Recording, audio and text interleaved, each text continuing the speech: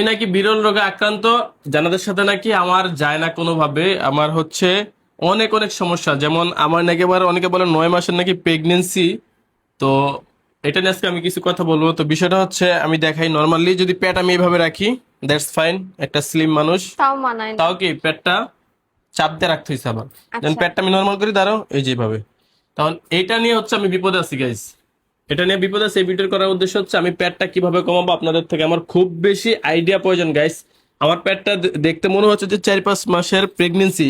যারা বলেন যে প্রেগনেন্সি, আসলে এরকম লাগতেছে, কারণ আমার পেট অতিরিক্ত বেড়ে গেছে। আর এইটা বাড়ার কারণ হচ্ছে আমি ক্লাস 9-এর কাহিনী। ক্লাস 9 থেকে আমি একটা জিদ করে অনেক বেশি খাওয়া দাওয়া শুরু করছিলাম। একটা জিদ থেকে, জিদটা আমি আর বলছি না, 3-4 প্লেট 5 প্লেট ভাত খাইতাম, যার কারণে আমার পেট বেড়ে গেছে। এখন একটা পর্যায়ে এসে আমি যখন বাইক চালাইতেছি, গাড়ি রাইড করতে করতে করতে আমার আরো বেশি পেট বেড়ে গেছে। এখন টোটালি দেখতে পাচ্ছেন আমার পেটের অবস্থা। এটা হচ্ছে একদম ন্যাচারাল, আমি কোনো ফুলাইতেছি না, নর্মাল। আর যদি ইয়ে দম বন্ধ করে রাখি, এইভাবে থাকবে। কারণ আমি পেটটা এরকম করতে চাচ্ছি, অবশ্যই আপনারা কমেন্ট করবেন। আর যারা কমেন্ট করেন আমার বইয়ের পাশে আমাকে মানায় না, অবশ্যই আপনাদের জানা উচিত, বোঝা উচিত, মানায় কি মানায় না সেটা আমাদের ব্যাপার, তাই তো? মানায় না? না না, সিরিয়াসলি? অনেক সুন্দর মানায়। থাকো, কেউ যেন নজর না দেয় পেটে। আল্লাহ, তুমি পেটটা আরো বড় করে দাও। থু। ও ভালো কথা গাইজ। ওই খালি সবটা সময় বলে, আমি যদি বলি যে গাইজ আমি জিম করব, তো বলে যে না তোমার পেট সুন্দর, পেট থাকলে নাকি আমার বয়স্ক লাগে, বাপ বাপ লাগে।